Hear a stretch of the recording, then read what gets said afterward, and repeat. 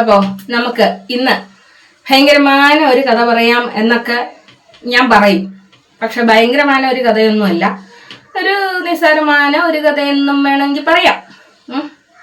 അപ്പം അങ്ങനെ ഒരു കഥയാണ് ഞാൻ ഇന്ന് പറയാനായിട്ട് പോകുന്നത്. അതായത് നമ്മുടെ അല്ല എൻ്റെ ബാല്യകാലത്തിൽ ഞാൻ ഭയങ്കര അപകർഷതാബോധമുള്ള ഒരു പെൺകുട്ടിയായിരുന്നു. അതായത് എൻ്റെ ചിക്കുട്ടീരെയൊക്കെ പ്രായമുള്ള സമയത്ത് ഞാൻ ഭയങ്കര ഡാർക്കാണ്, ഞാൻ കറുത്ത കുട്ടിയാണ്.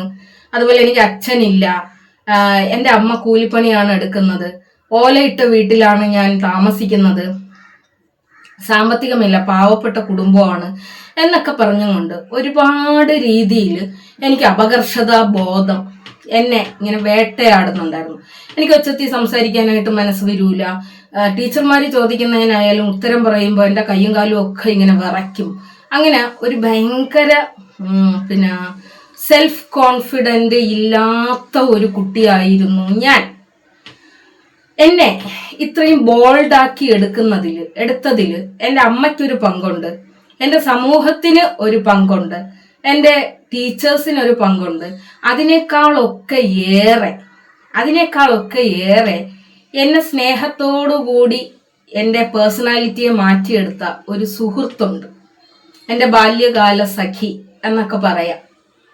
എന്നേക്കാൾ 15 വയസ്സിന് മൂപ്പുള്ള ലേഖ എസ് കുട്ടൻ എന്ന പേരുള്ള ഒഫീഷ്യൽ നെയിമുള്ള കലച്ചേച്ചി എന്ന് ഞാൻ വിളിക്കുന്ന എൻ്റെ സുഹൃത്ത്. എനിക്ക് ആകെ ഒരുപാട് സുഹൃത്തുക്കളുണ്ടെങ്കിലും ഈ നമുക്ക് ഹാർട്ട് ടച്ചിങ് ആയിട്ടുള്ള സുഹൃത്തുക്കൾ ഉണ്ടാവുക എന്ന് പറയുന്നത് വിരലിൽ എണ്ണാവുന്നവർ മാത്രമേ ഉണ്ടാവൂ. അതുപോലെ എൻ്റെ ഹാർട്ടിനെ ടച്ച് ചെയ്ത ഒരു സൗഹൃദം എന്ന് പറയുന്നത് അവരാണ്, എൻ്റെ ബാല്യകാല സുഹൃത്ത്. അപ്പം അവരെങ്ങനെയാണ് എൻ്റെ ജീവിതത്തിനെ സ്വാധീനിക്കുന്നത് എന്ന് നിങ്ങൾക്കറിയാമോ? എൻ്റെ വീട്ടിൻ്റെ തൊട്ടടുത്ത് തന്നെയാണ് അവർ താമസിക്കുന്നത്. എന്നേക്കാൾ വളരെ ഏജ് ആയിട്ടുള്ള ഒരു സുഹൃത്താണ് അത്. പക്ഷെ ആ ഒരു സമയത്ത് ഞാൻ സുഹൃത്തല്ല. ആ ഒരു സമയം എന്ന് പറയുന്നത്, അതായത് എനിക്ക് അപകർഷതാ ബോധമൊക്കെ ഉള്ള ഒരു സമയം എന്ന് പറയുന്നത് വീട്ടിൻ്റെ പുറത്തിറങ്ങാൻ എന്നെ നാണക്കേടായിട്ടുള്ള ഒരു കുട്ടിയാണ്. ആ എന്നെ പുറത്തു കൊണ്ടുപോയി ഇതല്ല നമ്മുടെ രൂപമല്ല, നമ്മുടെ പേഴ്സണാലിറ്റിയാണ് നമ്മളെ ഭംഗിയാക്കേണ്ടത് എന്ന് എനിക്ക് പഠിപ്പിച്ചു തന്ന ആ ഒരു വനിത, എൻ്റെ കളിക്കൂട്ടുകാരി. ഈ അപകർഷതാ ബോധങ്ങളെല്ലാം കൊണ്ട് ഞാൻ നടക്കുന്ന സമയത്ത് എന്നെ അടുത്ത് വിളിച്ചിട്ട് ഇങ്ങോട്ട് വാ. ആ ഒരു കാലത്ത് ഇത് മാത്രമല്ല എനിക്കൊരു കുറവായിട്ടുള്ള എൻ്റെ ശരീരത്തിലെ മുറിവുകൾ. അതായത് എവിടെ തട്ടിയാലും അത് പുണ്ണായി മാറുന്ന ഒരു ശരീരമായിരുന്നു. വളരെ സോഫ്റ്റ് ആയിട്ടുള്ള സ്കിന്നാണ്. ഇപ്പോഴും സോഫ്റ്റ് സ്കിന്നാണെങ്കിലും മനസ്സ് കാരിരുമ്പ് പോലെ ആയതുകൊണ്ട് ശരീരം ഇങ്ങനെ ആയോ എന്നൊന്നും എനിക്കറിയാൻ പാടില്ല. അപ്പൊ അന്ന് ഇങ്ങനെ ശരീരമൊക്കെ ഇങ്ങനെ കാലൊക്കെ നിറച്ചിന് പുണ്ണാണ്. അപ്പൊ ഇതിന്റെ പേരിൽ എൻ്റെ കൂട്ടുകാർ എന്നെ അടുത്ത് വരെ പോകാൻ വേണ്ടിയിട്ട് സമ്മതിക്കാത്ത ഒരുപാട് കൂട്ടുകാരൊക്കെ ഉണ്ടായിരുന്നു കേട്ടോ. അപ്പം ആ ഒരു കാലത്ത് എന്നെ അടുത്ത് വിളിച്ചിട്ട് ഇങ്ങോട്ട് വാ, ഇങ്ങനെയല്ല കാര്യങ്ങൾ ചെയ്യേണ്ടത്. അപ്പൊ എനിക്ക് ഭയങ്കര അപകർഷത ബോധം. ഞാൻ ഭയങ്കര കറുത്തിട്ടാണ് ഇരിക്കുന്നത്. ചേച്ചി എന്നാണ് ഞാൻ വിളിക്കുന്നത് അവരെ, ഞാൻ ചേച്ചി എന്നാണ് വിളിക്കുന്നത്. എൻ്റെ മനസ്സിലും അവർക്ക് ചേച്ചിയുടെ സ്ഥാനം തന്നെയാണ് കേട്ടോ. നമ്മൾ അമ്മേരെ വയറ്റിൽ പറഞ്ഞാൽ മാത്രമേ ചേച്ചിയും അനിയത്തിയും സഹോദരനും സഹോദരിയും ഒക്കെ ആവൂ എന്നൊന്നുമില്ല. ഇന്ന് ഞാൻ പ്രസവിക്കാത്ത ഒരുപാട് മക്കളുടെ ഉമ്മയായിട്ടാണ് ഞാൻ ജീവിക്കുന്നത്. ഞാൻ പ്രസവിച്ച 6 മക്കളെ മാത്രമേ നിങ്ങൾ കാണുന്നുള്ളൂ എങ്കിലും ഞാൻ പ്രസവിക്കാത്ത ഒരുപാട് പേര് എന്നെ ഉമ്മാരെ സ്ഥാനത്ത് കാണുന്നുണ്ട്, ഞാൻ അവരെ മക്കളുടെ സ്ഥാനത്ത് കാണുന്നുണ്ട്. അപ്പം എൻ്റെ ചേച്ചി തന്നെയാണ് അവര് എന്നെ വിളിച്ചിട്ട് പറഞ്ഞു, മോളിങ് വാ, ഞാൻ കുറച്ച് കാര്യങ്ങൾ പറയട്ടെ. ഇങ്ങനെയല്ല നടക്കണം. ഞാൻ ഭയങ്കര ലൂസുള്ള ഡ്രസ്സ് ഇട്ടിട്ടാണ് നടക്കുന്നത്. എൻ്റെ ഡ്രസ്സിങ് സെൻസ് എന്ന് പറയുന്നത് വളരെ മോശമായിട്ടുള്ള ഡ്രസ്സിങ് സെൻസാണ്. അതുപോലെ തന്നെ ഒരു പൗഡർ പോലും ഇടാൻ വേണ്ടിയിട്ട് എനിക്ക് ഭയങ്കര മടിയാണ്. ഒരു കണ്ണെഴുതാൻ എനിക്ക് ഭയങ്കര മടിയാണ്. മുടിയാണെങ്കിൽ ഇപ്പോഴാണ് ഇങ്ങനെയെങ്കിലും ഇരിക്കുന്ന മുടി. മുമ്പത്തെ മുടി എന്ന് പറയുന്നത് ഇങ്ങനെ ചുരുണ്ട് ഇവിടെ ഒക്കെ സ്പ്രിങ് പോലെ ഇരിക്കുന്നതാണ്. അത് മൂടി കോതിക്കെട്ടാനും മടിയുള്ളതാണ്. എൻ്റെ അമ്മ എന്ന് പറയുന്ന രാവിലെ 6, 6:30, 7 മണിയൊക്കെ ആകുമ്പോൾ ജോലിക്ക് പോയിട്ട് വൈകുന്നേരം വരെ 7 മണിയൊക്കെ ആകുമ്പോൾ തിരികെ വരുന്നതാണ്. അപ്പൊ ഞാൻ എൻ്റെ കുടുംബ വീട്ടിൽ ഇങ്ങനെ ഓടി ചാടി നടന്ന് കുളിക്കുന്ന എനിക്കൊന്നും ഇല്ലാതെ. അപ്പൊ നിങ്ങൾ വിചാരിക്കും ഇപ്പൊ ഭയങ്കര കുളിയും നനയുമല്ലേന്ന്.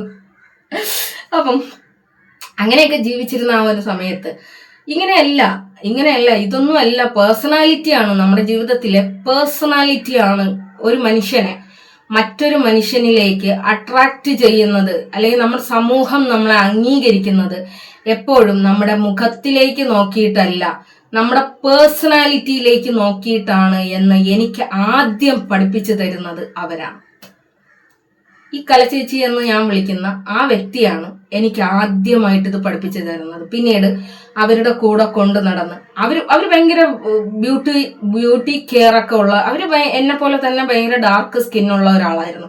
ഇപ്പൊ എന്ന് പറഞ്ഞു കഴിഞ്ഞാൽ ഈ ഗ്ലൂട്ടാത്തോണൊക്കെ അടിച്ചിട്ട് നല്ല സിനിമാ നടീനെ പോലെയാണ് ഇരിക്കുന്നത് കേട്ടോ. അവർക്ക് എനിക്ക് തമ്മിലുള്ള വ്യത്യാസം, അവരെ എന്നെ ഭയങ്കരമായിട്ട് മാറ്റിയിട്ടുണ്ടായിരുന്നു. എൻ്റെ ഡ്രസ്സിങ് സെൻസ് മാറ്റിയിട്ടുണ്ടായിരുന്നു. ഉള്ള ഡ്രസ്സ് തന്നെ വൃത്തിക്ക് തേച്ച് അയൺ ചെയ്ത് നല്ല നീറ്റായിട്ട് നടക്കണമെന്ന് പഠിപ്പിച്ചു തന്നിട്ടുണ്ടായിരുന്നു. മുടി നന്നായി കെട്ടിവെക്കാൻ പഠിപ്പിച്ചിട്ടുണ്ടായിരുന്നു. മുടി സംരക്ഷിക്കാൻ പഠിപ്പിച്ചിട്ടുണ്ടായിരുന്നു. അതുപോലെ കണ്ണെഴുതാനും കരി എഴുതാനും എനിക്ക് ആദ്യമായിട്ട് എൻ്റെ പിരികം ത്രെഡ് ചെയ്ത് തന്നത് അവരായിരുന്നു. അപ്പൊ അങ്ങനെ എന്നെ ഭയങ്കരമായി സ്വാധീനിച്ച വ്യക്തികളിൽ ഒരാൾ കൂടിയാണ് കേട്ടോ ഈ കലച്ചേച്ചി എന്ന് പറയുന്നവര്. അപ്പം അവരാണ് എനിക്ക് പഠിപ്പിച്ചു തന്നത് ഈ നന്നായി സംസാരിക്കുക. നമ്മളൊരു കാര്യം, ഞാൻ വെഞ്ഞാറമൂട് സുരാജ് സംസാരിക്കുന്ന ഒരാളായിരുന്നു. അവിടെ നിന്ന് ഭയങ്കര നീറ്റായിട്ട് നമുക്ക് സംസാരിക്കാം. നമ്മളൊരു സമൂഹത്തിനെ റെപ്രസെന്റ് ചെയ്യുമ്പോൾ, നമ്മളൊരാളടുത്ത് സംസാരിക്കുമ്പോൾ വളരെ നീറ്റായിട്ട് നമുക്ക് സംസാരിക്കാനായിട്ട് പറ്റണം. അത് വ്യക്തിത്വത്തിന്റെ അടയാളമാണ് എന്ന് പറഞ്ഞു തന്നത് അവരായിരുന്നു. അതുപോലെ തന്നെ നമ്മൾ ഇടുന്ന ഡ്രസ്സ് വളരെ നീറ്റായിട്ട് മാന്യമായിട്ട് ധരിക്കുക എന്നുള്ളത് അവരാണ് പഠിപ്പിച്ചത്. അവരാണ് എനിക്ക് ഫുൾ കൈയുള്ള ചുരിദാർ ഇടാൻ വേണ്ടിയിട്ട് പഠിപ്പിച്ചു തന്നത്. അതുപോലെ തന്നെ പിന്നെ ഈ കോളറുള്ള ചുരിദാർ ഇടാൻ വേണ്ടിയിട്ട് പഠിപ്പിച്ചു തന്നത്. ഈ എക്സിക്യൂട്ടീവായിട്ട് നടക്കണം, ഈ ഭയങ്കര ഗ്ലിറ്റർ ആയിട്ടുള്ള ഡ്രസ്സുകൾ ഇട്ടിട്ട് ആളുകളുടെ മുന്നിൽ കോമാളിയായിട്ട് നടക്കരുത്. നമ്മുടെ പേഴ്സണാലിറ്റി ആയിരിക്കണം എപ്പോഴും നമ്മുടെ മുന്നിൽ നിൽക്കേണ്ടത്. നമ്മളെ പേഴ്സണാലിറ്റി ആയിരിക്കണം. അപ്പൊ നമ്മുടെ ഡ്രസ്സിങ്ങില്, നമ്മുടെ സംസാരത്തില്, നമ്മുടെ നടത്തയില്, നമ്മുടെ ഭാഷയില് ഒക്കെ ഭയങ്കരമായിട്ട് ശ്രദ്ധിക്കണം എന്ന് പഠിപ്പിച്ചു തന്ന ഒരാളാണ്. പക്ഷെ തമ്മിൽ ഭയങ്കര അടി കൂടുന്ന രണ്ട് വ്യക്തികളുമായിരുന്നു കേട്ടോ. എനിക്ക് ഏറ്റവും കൂടുതൽ ഇഷ്ടമുള്ളവരുമായിട്ട് ഞാൻ ഭയങ്കരമായിട്ട് അടി കൂടും. എനിക്ക് ഇഷ്ടമില്ലാത്ത ആളുകളിൽ നിന്ന് ഞാൻ ഒഴിഞ്ഞു പോകും. പക്ഷെ ഞാൻ ഏറ്റവും കൂടുതൽ സ്നേഹിച്ചിരുന്ന ആൾക്കാരുമായിട്ട് ഏറ്റവും കൂടുതൽ അടിയും ഞാൻ ഉണ്ടാക്കും. സ്വാതന്ത്ര്യത്തിന്റെ ഒരു പ്രശ്നവും കൂടി ആയിരിക്കാം. എന്തായാലും പിന്നെ ഞാനും അവളുമായിട്ട് ഒരുപാട് വർഷങ്ങൾക്ക് ശേഷം, എനിക്ക് തോന്നുന്നു അവൾക്കൊരു 40-45 വയസ്സെങ്ങാണ്ടൊക്കെ ഉള്ള സമയത്ത് ഞാൻ അവളുമായിട്ട് പിണങ്ങി പിരിഞ്ഞുപോയി. പിന്നെ വേറൊരു വിഷയം എന്തെന്ന് വെച്ച് കഴിഞ്ഞാൽ, അവള് കല്യാണം കഴിഞ്ഞതിന് ശേഷം ഭയങ്കര ആ പറഞ്ഞ കാര്യങ്ങളെല്ലാം അവളുടെ ജീവിതത്തിൽ പ്രാക്ടിക്കലാക്കിക്കൊണ്ടിരുന്നു. അതായത് നന്നായി ഡ്രസ്സ് ധരിക്കുക, അവൾക്ക് ഒരു മോനേ ഉള്ളൂ, നന്നായി ഡ്രസ്സ് ധരിക്കുക, നല്ല രീതിയിൽ ജീവിക്കുക, അതൊക്കെ അവള് പ്രാവർത്തികമാക്കി. എൻ്റെ ലൈഫിൽ എനിക്ക് അതൊന്നും പ്രാവർത്തികമാക്കാൻ പറ്റിയില്ല. അന്ന് പെൺകുട്ടിയായിരുന്ന ഒരു സമയത്ത് ഇതെല്ലാം നമുക്ക് പ്രാക്ടിക്കലാക്കാൻ വേണ്ടിയിട്ട് പറ്റും. കാരണം വേറെ ആരും ഇല്ല, ഞാൻ മാത്രമല്ലേ ഉള്ളൂ. അപ്പം ഞാൻ എൻ്റെ മുടി അലങ്കരിക്കാൻ വേണ്ടിയിട്ട് എനിക്ക് ഭയങ്കര ഇഷ്ടമാണ്. മൈലാഞ്ചിയൊക്കെ തേച്ചിട്ട് എൻ്റെ മക്കളെ ഞാൻ കിടക്കൂല, താഴെ കിടക്കും മൈലാഞ്ചിയും തേച്ചിട്ട്. എല്ലാ ദിവസവും മൈലാഞ്ചി വയ്ക്കും. എൻ്റെ മുടി എന്നൊക്കെ പറഞ്ഞിട്ടുണ്ടെങ്കിൽ കാവ്യമാധവന്റെ മുടിയില്ലേ, അമ്മാതിരി മുടിയാണ്. അതങ്ങനെ സൂക്ഷിക്കാൻ എനിക്ക് പഠിപ്പിച്ചെന്നത് അവളാണ് കേട്ടോ. അപ്പൊ അങ്ങനെയൊക്കെ ചെയ്തിട്ട് അവള് കല്യാണം കഴിച്ചതിന് ശേഷം അവള് നല്ല നീറ്റായിട്ട് അവള് നടക്കുന്നു. ഇപ്പോഴും അങ്ങനെ തന്നെ. ഇപ്പൊ ഗ്ലൂട്ടാത്തോണൊക്കെ ചെയ്തിട്ട് ഭയങ്കര സിനിമാ നടിയുടെ വെളുപ്പൊക്കെ ഉണ്ട്. ഞാൻ കല്യാണം കഴിച്ചതിന് ശേഷം നേരെ ഉൾട്ടായി. അതായത് ഒരു ചുരിദാർ ഉണ്ടെങ്കിലും അത് ഷേപ്പ് അടിച്ചിട്ട്, തയ്യക്കാരിയാണ്, പേര് പറഞ്ഞാല് തയ്യക്കാരിയാണ്. പക്ഷെ ഒരു നൈറ്റി കീറിയാല് എനിക്ക് തയ്ക്കാൻ മടിയാണ്. എന്റെ തുണി ഞാൻ തയ്ക്കുന്ന പരിപാടിയില്ല. അതുപോലെ ചുരിദാറിന്റെ തുണികളെന്ന് പറഞ്ഞു കഴിഞ്ഞാൽ ഇഷ്ടം പോലെ തുണികൾ ഇവിടെ എടുത്തു വെച്ചിട്ടുണ്ട്. ഒരു തോന്നലാണ്, തോന്നുമ്പോൾ എടുത്തിങ്ങനെ വെക്കും. പക്ഷെ തയ്ക്കാൻ വേണ്ടിയിട്ടും എനിക്ക് വയ്യ, എന്നെ കൊണ്ട് പറ്റൂല. അപ്പൊ എൻ്റെ ഭർത്താവിനെ ഞാൻ ഓഫീസിൽ കൊണ്ടാക്കാൻ തിരിച്ചു വിളിച്ചുകൊണ്ടൊക്കെ വരുന്നതിന് വേണ്ടിയിട്ട് എനിക്കിടാൻ ഡ്രസ്സുകളില്ല. അദ്ദേഹം വയ്യാണ്ടായതിനു ശേഷം ഞാൻ ഡ്രസ്സുകൾ എടുക്കലില്ല. അപ്പൊ അദ്ദേഹത്തിന് ഡ്രസ്സ് എടുക്കുന്ന സമയത്ത് എനിക്ക് പിന്നെ ബിറ്റുകളൊക്കെ എത്തൂല. നല്ല ഫാറ്റ് ആയിട്ടുള്ള ഒരാളാണ്. പക്ഷെ എൻ്റെ ഭർത്താവും വന്നതിന് ശേഷം എൻ്റെ അടുത്ത് പറഞ്ഞിട്ടുണ്ട്, നന്നായി ഡ്രസ്സ് ധരിക്കുക, നല്ല രീതിയിൽ ഒരുങ്ങുക. അതൊക്കെ അദ്ദേഹത്തിന് ഭയങ്കര ഇഷ്ടമാണ് കേട്ടോ. ഞാൻ എൻ്റെ ചെറുപ്പകാലത്ത് അതേക്കണക്ക് എനിക്ക് ലിപ്സ്റ്റിക് ഇടാൻ വേണ്ടിയിട്ട് പഠിപ്പിച്ചത്. എനിക്ക് എൻ്റെ ചുണ്ടുകൾ ഭയങ്കര ഇഷ്ടമില്ലാത്ത ഒരു സാധനമാണ്. അപ്പൊ അത് ലിപ്സ്റ്റിക് ഇട്ട് കഴിഞ്ഞാൽ അതിന്റെ വൃത്തികേട് മാറും എന്ന് എന്നെ പഠിപ്പിച്ചു തന്നത് അവരാണ് കേട്ടോ. അവരെപ്പോഴും ലിപ്സ്റ്റിക് ഇട്ടിട്ടേ നടക്കൂ. എന്നെ അങ്ങനെ ശീലിപ്പിച്ച് ഞാനും ഇടുമായിരുന്നു. കല്യാണം കഴിഞ്ഞതിന് ശേഷം എനിക്ക് കിട്ടിയ ഭർത്താവും എന്നെ ഒരു കാര്യത്തിൽ റെസ്ട്രിക്റ്റ് ചെയ്യാത്ത ഒരാളായിരുന്നു. അദ്ദേഹത്തിനും ഇഷ്ടമാണ് ഞാൻ ലിപ്സ്റ്റിക് ഇടുന്നത്, കണ്ണെഴുതുന്നത്, പൗഡർ ഇടുന്നത്. പക്ഷെ എന്തോ എനിക്ക് പിന്നെ കോസ്മെറ്റിക്സ് ഒക്കെ ഒരു അലർജി ആയിട്ട് മാറിയിട്ടുണ്ട്. ഇടയ്ക്കിടയ്ക്ക് എന്നാലും ഞാൻ ലിപ്സ്റ്റിക് ഒക്കെ ഇടും കേട്ടാ. ഇപ്പൊ ഇട്ടിട്ടില്ല. അപ്പൊ അങ്ങനെ നമ്മുടെ പേഴ്സണാലിറ്റി വളർത്തണം എന്ന് എനിക്ക് എന്റെ സമൂഹം തന്നെയാണ് പഠിപ്പിച്ചു തന്നത്. അതിൽ ഏറ്റവും വലിയ പിന്നെ ഒരു പങ്ക് വഹിച്ചത് എന്റെ കലചേച്ചി, അതുപോലെ എന്റെ അമ്മ, എന്റെ ഭർത്താവ്, എന്റെ സുഹൃത്തുക്കള്. ഇപ്പോഴും ഐഷ നെഹയൊക്കെ പറയും, എന്റെ പൊന്നിത്ത നല്ല തട്ടോ ഇട്ടും കൊണ്ട് വായിത്ത, എനിക്കിതൊന്നും കാണാൻ പറ്റുന്നില്ല ഇത്ത എന്ന് നോക്കിയാലും ഒരു തട്ടോ ഇട്ടുകൊണ്ട് ഇങ്ങനെ വന്നിരിക്കും. നമുക്ക് മക്കളായി കഴിഞ്ഞാലുണ്ടല്ലോ നമ്മളെല്ലാ കാര്യവും ഇങ്ങനെ നമ്മളെ മക്കളിലോട്ട് ചെയ്തു കൊടുക്കണം. മക്കൾക്ക് അത് ചെയ്തു കൊടുക്കണം. നല്ലൊരു ഡ്രസ്സ് വാങ്ങിച്ചാലും നമ്മൾ ചിന്തിക്കുന്നത് ഇത് മക്കൾക്ക് തച്ചു കൊടുത്താൽ എങ്ങനെ ഉണ്ടാവും എന്നുള്ള ഒരു ചിന്തയാണ്. അപ്പൊ അതൊക്കെ മാറ്റണം. അപ്പൊ നമ്മളെ പേഴ്സണാലിറ്റി ആണ് നമ്മളെ ഒരു സമൂഹത്തില് പിന്നെ അട്രാക്ട് ചെയ്യിപ്പിക്കുന്നത് എന്ന് പറയുന്നത്. വളരെ ഭയങ്കര നമ്മുടെ പ്രസിഡന്റിന്റെ പേരെന്തുവാടെ മറന്നുപോയി ഒരു സ്ത്രീയല്ലേ, അവരുടെ നിറം എന്താണ്, പക്ഷെ ഒരു രാജ്യത്തെ നിയന്ത്രിക്കുന്ന ആളാണ്. എന്നാലും ഞാൻ എന്തേ അവരെ പേര് മറന്നുപോയത്. അതുപോലെ പിന്നെ അബ്ദുൽ കലാം ആസാദ് വെളുത്ത സുന്ദരനായിട്ടായിരിക്കുന്നത്. മൈക്കിൾ ജാക്സൺ വെളുത്ത സുന്ദരനായിട്ടായിരിക്കുന്നത്. മൈക്കിൾ ജാക്സന്റെ കാര്യം നിങ്ങളൊന്ന് നോക്കിക്കാണ്. പിന്നെ അദ്ദേഹത്തിന്റെ സ്കിന്ന് ഡാർക്കായിരുന്ന സമയത്ത് എന്ത് ഐശ്വര്യമുള്ള ഒരു മുഖമായിരുന്നു. അതിനെ വെളുപ്പിച്ച് അവസാനം വെളുത്തു കഴിഞ്ഞ അദ്ദേഹത്തിന്റെ മുഖം എങ്ങനെ ഉണ്ടായിരുന്നു. ഇപ്പൊ ഞാൻ ഈ ഡാർക്ക് സ്കിന്നിന്റെ കാര്യം പറഞ്ഞപ്പോ ഇങ്ങനെ അങ്ങ് പറഞ്ഞു പോയതാണ്. പക്ഷെ എനിക്ക് അൽഹംദുലില്ലാ ഞാൻ ഭയങ്കര സെൽഫ് കോൺഫിഡന്റ് ആണ്. എന്റെ ചെറുപ്പകാലത്തിൽ ഞാൻ ഒരുപാട് അപകർഷതാ ബോധങ്ങള് അനുഭവിച്ചിട്ടുണ്ട്. എങ്കിലും ഞാൻ കുറച്ചുകൂടി വലുതായതിന് ശേഷം, അല്ലെങ്കിൽ ഞാനൊരു 10ാം ക്ലാസ്സിലൊക്കെ പഠിക്കുന്ന സമയം തൊട്ട് എനിക്ക് ഭയങ്കര സെൽഫ് കോൺഫിഡന്റ് ഭയങ്കര കൂടുതലാണ്. ഇപ്പോഴും എനിക്ക് ഭയങ്കര സെൽഫ് കോൺഫിഡന്റ് ആണ്. ഇപ്പൊ എന്ന് പറയുന്നത് ഞാൻ നല്ല ഡ്രസ്സ് ഇടുന്നില്ല, ഞാൻ നന്നായി മേക്കപ്പ് ചെയ്യുന്നില്ല, ഞാൻ നന്നായിട്ടൊന്നും മുടി പോലും കെട്ടിവെക്കത്തില്ല. ഇതെല്ലാം ചെയ്യൂലെങ്കിലും എനിക്ക് എന്നില് ഭയങ്കര വിശ്വാസമാണ്. എനിക്ക് ആത്മവിശ്വാസം കുറച്ച് കൂടുതലാണ്. അപ്പൊ ഒരു മനുഷ്യന്റെ വ്യക്തിത്വത്തിലാണ് ആകർഷണമുള്ളത്. ചിലപ്പോൾ കാണാൻ ഒരു വകയ്ക്ക് കൊള്ളൂല. നിങ്ങൾ എന്നെ ഒന്ന് ആലോചിച്ച് നോക്ക്. എൻ്റെ സുഹൃത്തുക്കളായിട്ടുള്ള ആളുകൾ, എൻ്റെ വീഡിയോയ്ക്ക് താഴെ വന്ന് കമന്റ് ഇടുന്ന ആൾക്കാരൊക്കെ ചിലരൊക്കെ ഇങ്ങനെ പറയും, ബീനിനെ കാണാൻ നല്ല ഭംഗിയുണ്ട് എന്ന് പറയുന്നവരാരും തന്നെ ബീനിന്റെ മുഖത്തിന്റെ ഐശ്വര്യം നോക്കുന്നവരായിരിക്കില്ല. എൻ്റെ സ്വഭാവത്തിനെയോ അല്ലെങ്കിൽ എൻ്റെ സംസാരത്തിനെയോ ആയിരിക്കാം അവർ ആകർഷിക്കുന്നത്. അല്ലെങ്കിൽ എന്നെ ഇങ്ങനെ വെറുതെ, ഞാൻ ഇവിടെ ഇങ്ങനെ വന്നിരുന്നിട്ട് വെറുതെ ചളുബിളു എന്ന് പറഞ്ഞ് നിങ്ങളടുത്ത് സംസാരിക്കുകയാണ്. ഞാനൊരു വീഡിയോ ഇടുമ്പോൾ തന്നെ വന്നിട്ട് എന്നെ കാണാൻ വേണ്ടിയിട്ട് ഓടി വരുന്ന ആൾക്കാരുണ്ട്. ഞാനിവിടെ ഇരുന്നിട്ട് ഡാൻസ് കളിക്കുന്നില്ല, ഞാൻ എൻ്റെ സൗന്ദര്യം പ്രദർശിപ്പിക്കുന്നില്ല, അല്ലെങ്കിൽ ഒന്നും ചെയ്യുന്നില്ല. പക്ഷെ ഞാനൊരു വീഡിയോ ഇടുമ്പോൾ തന്നെ എന്നെ കേൾക്കാൻ വേണ്ടിയിട്ട് ഓടി വരുന്ന ഒരുപാട് ആൾക്കാരുണ്ട്. അവരൊക്കെ എൻ്റെ ചന്തം നോക്കിയിട്ട് വരുന്നെന്നാണ് വിചാരിക്കുന്നത്. എൻ്റെ പേഴ്സണാലിറ്റിയെ ഇഷ്ടപ്പെടുന്നവരാണ്. എന്നിലെ വ്യക്തിത്വത്തിനെ ആകർഷണം ചെയ്യുന്ന ആളുകളാണ്. എന്തായിരിക്കും അവർ പറയുന്ന കാര്യത്തിൽ എന്തോ കാര്യങ്ങളുണ്ട് എന്ന് കേൾക്കാൻ വേണ്ടിയിട്ട് ഓടി വരുന്ന ആളുകളാണ് അല്ലെ. അപ്പോ ഒരു മനുഷ്യനെ നിറത്തിന്റെ പേരിലോ, ഒരു മനുഷ്യനെ ജാതിയുടെ പേരിലോ, വർണ്ണത്തിന്റെ പേരിലോ, എനിക്ക് തസ്ലീം മീഡിയ എന്ന് പറയുന്ന പെൺകുട്ടീനെ എനിക്ക് ഭയങ്കര ഇഷ്ടമാണ്. ആ കുട്ടീനെ ശരിക്കും കണ്ടു കഴിഞ്ഞാൽ അതിന്റെ കുറവെന്താണെന്ന് പോലും നമുക്ക് മനസ്സിലാക്കാൻ വേണ്ടിയിട്ട് പറ്റൂല. എന്താ ആ കുട്ടിയുടെ അടുത്ത് നമുക്ക് ഇഷ്ടം തോന്നുന്നില്ലേ, നിനക്ക് ഇങ്ങനെ ഒരു വൈകല്യം ഉണ്ട് അതുകൊണ്ട് ഇങ്ങനെ എന്ന് പറഞ്ഞിട്ട് പറയുമോ? പക്ഷെ എനിക്ക് എൻ്റെ ജീവിതത്തിൽ ഞാൻ ഈ വൈകല്യമുള്ള ആളുകളുടെ വൈകല്യം എനിക്ക് എടുത്ത് സംസാരിക്കേണ്ട ഒരു ഗതികെട്ട അവസ്ഥയിലേക്ക് ഞാൻ വന്നിട്ടുണ്ട് കേട്ടോ. ഒരിക്കലും എനിക്കിഷ്ടമില്ലാത്തൊരു കാര്യമാണ് ഈ വൈകല്യം എടുത്തു പറയുക എന്ന് പറയുന്നത്. എനിക്കിഷ്ടമേ ഇല്ലാത്തൊരു കാര്യമാണ്. മുമ്പ് നൂറ വ്ളോഗ് എന്ന് പറയുന്ന ഒരു പുള്ളിക്കാരത്തി ശരിക്കും കിടപ്പ് രോഗിയൊന്നും ആയിരുന്നില്ല. അപ്പം ഈ ചാരിറ്റി ചെയ്തതിൽ നമ്മളെ നെജില ഒരു ചാരിറ്റി ചെയ്തിട്ടുണ്ടായിരുന്നു. ഒരു കിടപ്പ് രോഗിയാണ് എന്നൊക്കെ പറഞ്ഞുകൊണ്ടാണ് ചാരിറ്റി ചെയ്തത്. ഇപ്പൊ സാധാരണഗതിയിൽ സോഷ്യൽ മീഡിയയിൽ എന്തെങ്കിലും ഒരു വിഷയം വരുന്ന സമയത്ത് നമ്മളെ നമ്പർ പബ്ലിക് ആണ് എന്നുണ്ടെങ്കിൽ നമ്മളെ പലരും കോണ്ടാക്ട് ചെയ്യും. ഈ കോണ്ടാക്ട് ചെയ്യുന്ന കാര്യങ്ങളിൽ എൻ്റെ അടുത്ത് അവരുടെ ഒരു വീട്ടിനടുത്തുള്ള ഒരാൾ തന്നെ വിളിച്ചിട്ട് ഇങ്ങനെ പറഞ്ഞിട്ടുണ്ടായിരുന്നു, നൂറ കിടപ്പ് രോഗിയൊന്നും അല്ല കേട്ടോ, നൂറ ബസ്സിൽ കയറി ഇങ്ങനെ യാത്ര ചെയ്യുന്നത് ഞാൻ കണ്ടിട്ടുണ്ടോ എന്നിങ്ങനെ പറഞ്ഞു. ഞാൻ പിന്നെ അത് പബ്ലിക്കിൽ പറയാനൊന്നും നിന്നില്ല. ഒരു ദിവസം നോക്കുമ്പോൾ എൻ്റെ ലൈവിൽ കയറി വന്ന് എൻ്റെ മക്കളെ ഇരുന്ന് അങ്ങ് പ്രാവേയും. അപ്പൊ അന്ന് ഞാൻ ഇവളടുത്ത് ഈ കാര്യം ഞാൻ പറയുന്നില്ല. ഞാൻ ഇറങ്ങിപ്പോ അങ്ങോട്ട് എന്ന് പറഞ്ഞിട്ട് ആട്ടി ഇറക്കി വിട്ടു. ഞാൻ നോക്കുമ്പോണ്ട് ഒരു ലൈവ് ചെയ്യണം. ദീ പയറിരായമ്മേ എന്ന് പറഞ്ഞത്.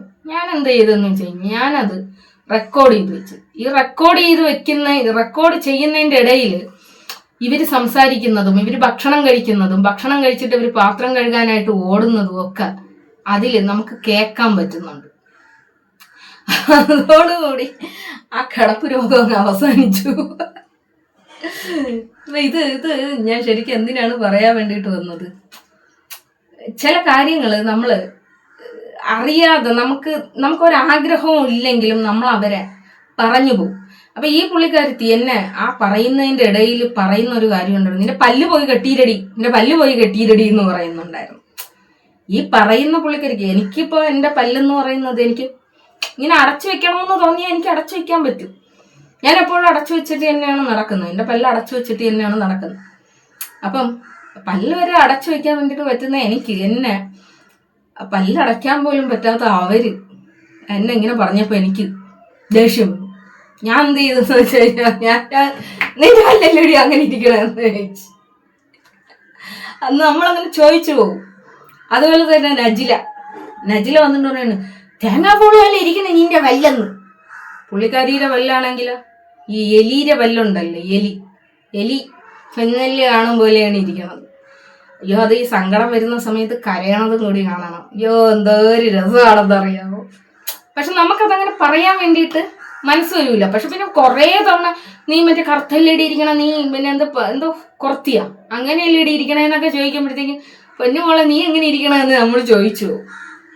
അപ്പൊ നമ്മളെ ഇങ്ങോട്ട് പറയുമ്പോൾ ചിലപ്പോൾ നമ്മൾ അങ്ങോട്ട് പറയുമായിരിക്കും. പക്ഷെ ഒരു കാര്യവും ഇല്ലാതെ ഞാൻ ഒരു ഉപദ്രവത്തിനും പോവാത്ത ആൾക്കാർ വരിക എന്നിങ്ങനെ പറയണത് കാണുമ്പോഴത്തേക്കും ഞാനിങ്ങനെ ചിന്തിക്കും, ചടാ, പിന്നെ നമുക്കൊരു അപകർഷതാ ബോധം തോന്നും. പക്ഷെ എന്നെ സംബന്ധിച്ചിടത്തോളം എനിക്കിനിയിപ്പോൾ അവർക്ക് വായും തിരുന്തുന്നില്ല.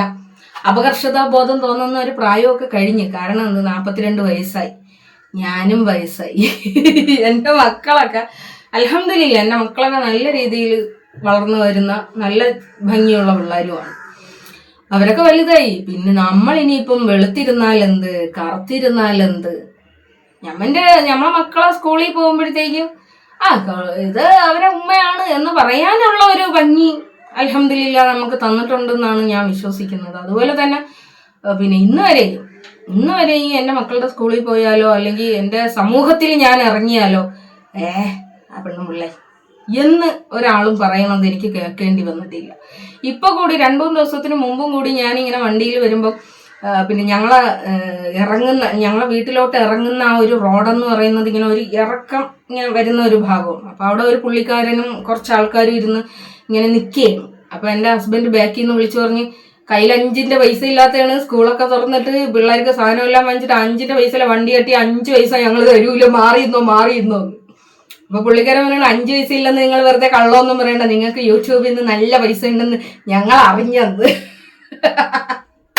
അപ്പൊ അത്രയും ഇങ്ങനെ നമ്മളെ വീക്ഷിക്കുന്ന, നമ്മളെ ബഹുമാനത്തോടു കൂടി നോക്കുന്ന ഒരു സമൂഹം അല്ലെങ്കിൽ ബഹുമാനത്തോടു കൂടി നോക്കുന്ന ഒരു സൊസൈറ്റി നമുക്ക് ചുറ്റിനും ഉണ്ട് എന്നുള്ളത് നമ്മളെ ഭയങ്കര പ്രൗഡായിട്ട് തന്നെയാണ് നിർത്തിയിരിക്കുന്നത്. പിന്നെ നമ്മളെ കൂടെ ഉള്ളവര് എൻ്റെ ഹസ്ബൻഡ് ആയിരുന്നാലും ഭയങ്കര ധൈര്യത്തോടു കൂടി ഭയങ്കര സ്നേഹത്തോടു കൂടിയാണ് സൊസൈറ്റിയിൽ പറയണത്, ഇവളെൻ്റെ ഭാര്യയാണ്, എൻ്റെ മക്കളുടെ ഉമ്മയാണ്, ഇവളെൻ്റെ ഭാര്യയാണ്. ഞാൻ എപ്പോഴും ഞാനത് ശ്രദ്ധിച്ചിട്ടുണ്ട്. എൻ്റെ ഹസ്ബൻഡ് ഇവളെൻ്റെ ഭാര്യയാണ് എന്ന് പറയാൻ ഒരു ഭയങ്കര പ്രൗഡായിട്ട് പറയുന്നത് ഞാൻ ശ്രദ്ധിച്ചിട്ടുണ്ട്.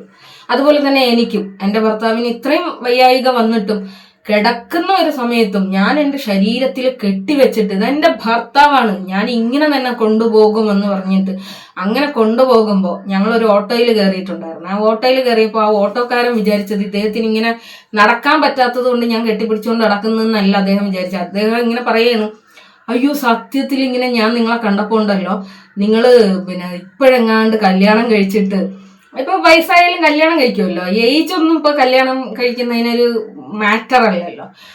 അപ്പോൾ നിങ്ങളിങ്ങനെ ഏജ്ഡായിട്ട് കല്യാണം കഴിച്ച് ഇതാണെന്നാണ് ഞാൻ വിചാരിച്ചത്. എനിക്ക് നിങ്ങളെ കണ്ടപ്പോൾ ഭയങ്കര സന്തോഷം തോന്നി കേട്ടാ.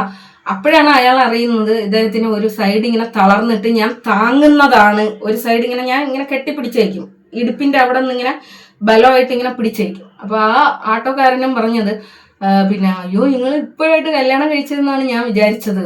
അപ്പൊ എനിക്കും അത്രയും വയ്യായിക ഉണ്ടായിട്ടും എൻ്റെ ഭർത്താവിനെ എനിക്ക് എൻ്റെ സൊസൈറ്റിയിലോട്ട് എടുത്ത് കാണിച്ചിട്ട് ഇത് എൻ്റെ ഹസ്ബൻഡാണ് എന്ന് പറയാൻ എനിക്ക് യാതൊരു നാണക്കേടും ഇല്ല. പ്രൗഡാണ്. ഇതെന്റെ മക്കളുടെ ഉപ്പയാണ്, ഇതെന്റെ ഭർത്താവാണ് എന്ന് പറയാൻ എനിക്ക് യാതൊരു മടിയുമില്ല. എനിക്ക് ഒരു അറപ്പും എനിക്ക് തോന്നുന്നില്ല എന്നുള്ളതാണ്. എനിക്ക് എൻ്റെ ജീവന്റെ ജീവനാണ്, എനിക്ക് ഇഷ്ടമാണ്. കാലൊന്ന് കല്ലി തട്ടിയാൽ എനിക്ക് സഹിക്കാൻ വേണ്ടിയിട്ട് പറ്റൂല. ഇദ്ദേഹത്തിന്റെ ഒരു സൈഡ് ഇങ്ങനെ തളർന്നു പോയിട്ട് തന്നെ ഒരു കയ്യില് നഖം വളരുന്നത് ചതയോടുകൂടിയാണ് ആ നഖം വളർന്നു വരുന്നത്. അപ്പൊ ആ നഖം എത്ര കട്ട് ചെയ്താലും ഇങ്ങനെ ഈ ആടി ജീവിതത്തിലെ പോലെയാണ് ആ ഒരു കയ്യിലെ നഖം ഇരിക്കുന്നത്. നമുക്കിങ്ങനെ കട്ട് ചെയ്യാൻ പറ്റൂല. ചതയിൽ കൊള്ളുമ്പോൾ അദ്ദേഹത്തിന് വേദന എടുക്കും. അപ്പൊ ഈ നഖം കട്ട് ചെയ്യുന്ന സമയത്ത് ഞാൻ ആ ചതയിൽ ഇങ്ങനെ നെയിൽ കട്ടർ കൊള്ളുമ്പോൾ പോലും അദ്ദേഹം ഇങ്ങനെ അയ്യോ എന്ന് പറഞ്ഞിങ്ങനെ കരയും. അതുപോലും എനിക്ക് താങ്ങാൻ പറ്റൂല. എന്നു വെച്ച് കഴിഞ്ഞാൽ എന്തോ നമ്മളങ്ങനെ സ്നേഹിക്കുന്നത് കൊണ്ടായിരിക്കാം ഇങ്ങനെ അയ്യോ എന്ന് പറഞ്ഞ് കരയുമ്പോഴത്തേക്ക് നമുക്കങ്ങ് സങ്കടം വരും. ആ വിരല് ആ നഖം വെട്ടാൻ തന്നെ നമുക്ക് മനസ്സ് വരൂല. കാരണം ഇതിൽ കൊള്ളും, വേദന എടുക്കും. ബ്ലേഡ് വെച്ച് കട്ട് ചെയ്താലും അതിൽ നിന്ന് ബ്ലഡ് വരും, വേദന എടുക്കും. അപ്പൊ അതൊക്കെ എന്ന് പറയുന്നത് നമ്മളെ ജീവിതത്തിലെ ഏറ്റവും ഭയങ്കര പ്രൗഡായിട്ടുള്ള മൂമെന്റ് ആണ്. നമ്മളെ സ്നേഹിക്കുന്നവരും നമ്മൾ സ്നേഹിക്കുന്നവരും ഒക്കെ നമുക്ക് ചുറ്റിനും ഉണ്ടാവുക എന്നുള്ളത് ഒക്കെ ഭയങ്കര പ്രൗഡായിട്ടുള്ള ഒരു കാര്യമാണ്. അപ്പം ഞാൻ പറഞ്ഞു വന്നത് വ്യക്തിത്വത്തിനെ കുറിച്ചാണെങ്കിലും പറഞ്ഞു ഇങ്ങ് കാട് കയറിയുടെ. അപ്പം പിന്നെ അതാണ് കാര്യം.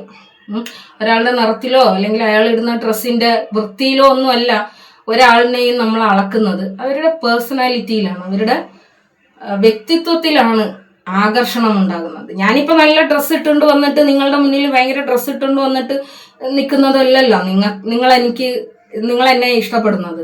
ഞാനേത് കൂതറ വേഷത്തിൽ വന്നാലും അയ്യോ ഞങ്ങളെ മീൻ വന്നേന്ന് പറഞ്ഞ് ഓടി നിങ്ങൾ വരും അല്ലേ.